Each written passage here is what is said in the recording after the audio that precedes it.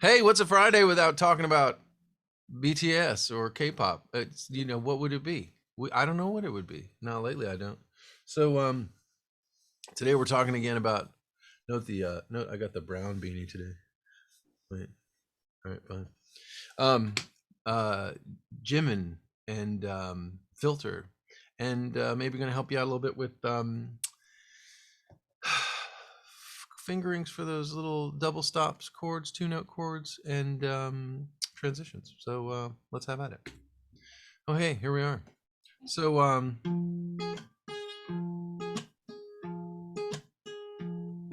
just to review that rhythm, I like when playing this first chord, first finger at the 8th fret and third finger at the 9th fret, first finger 8th fret of the 5th string or the A string, and then the third finger at the 8th fret. I like doing it this way for a couple of reasons. One, this way I can put my finger down pretty flat, and I lied. See, that one's ringing out, and I what I'm trying to do is avoid that. I want that to be muted, so I'm putting the index finger a little bit flatter.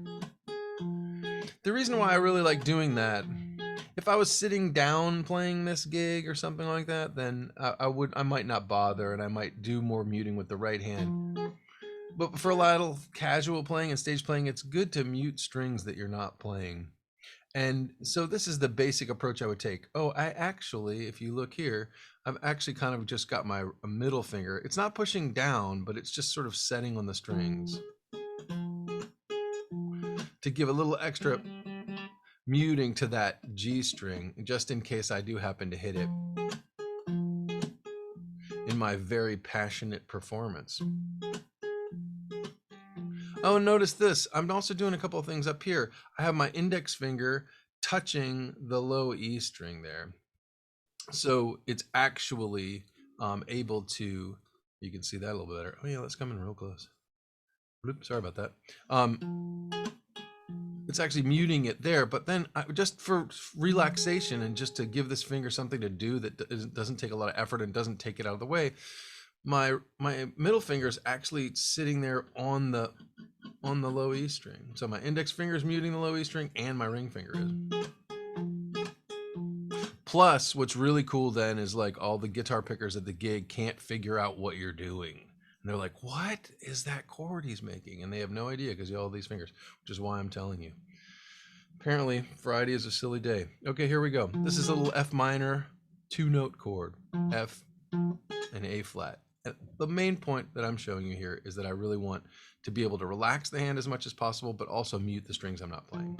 So that's why I would suggest using these two fingers and maybe relaxing the ring finger out of the way. Oh, sorry, middle finger.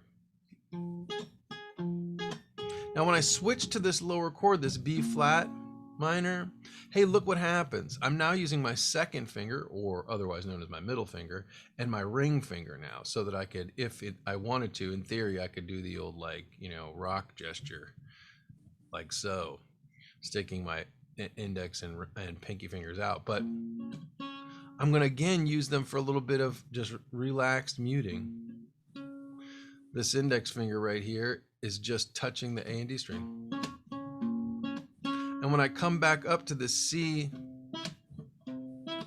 I'm basically making the same grip that I was making playing the F minor chord. So we've got F minor, B flat minor,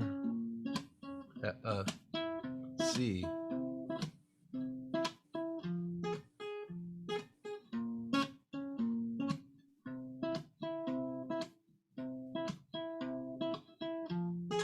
I need some practice.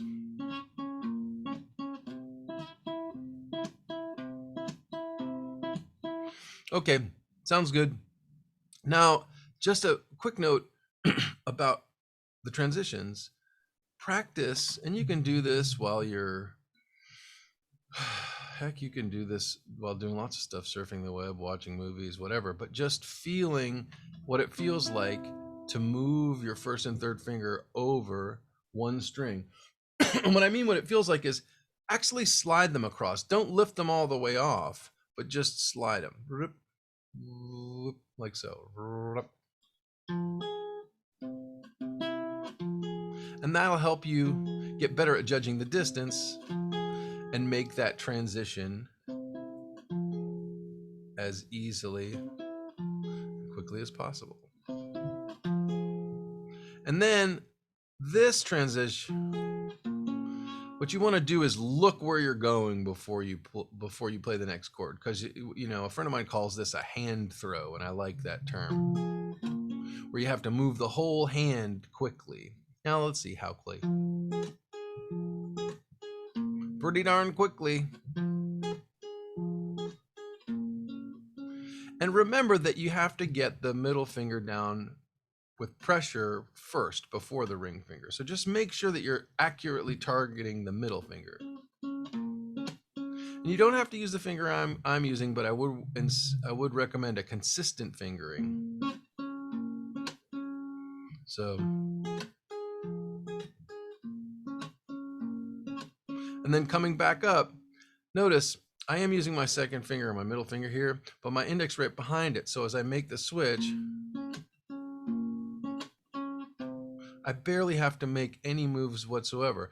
This is why I like using this fingering, because this time I'm using second and third fingers, and this time I'm using first and third fingers. So I can use my second or my third finger as a guide all the time. It never leaves the G string. It just travels on a straight line, and that can assist with your transitions too.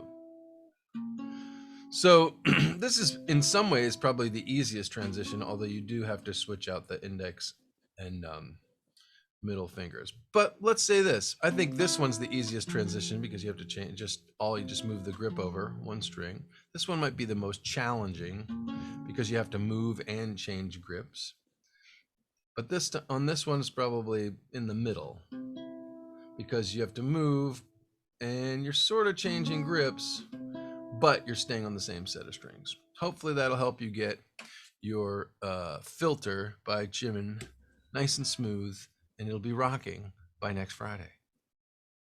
Okay, or sooner perhaps. You never know. Okay, be good to your mama.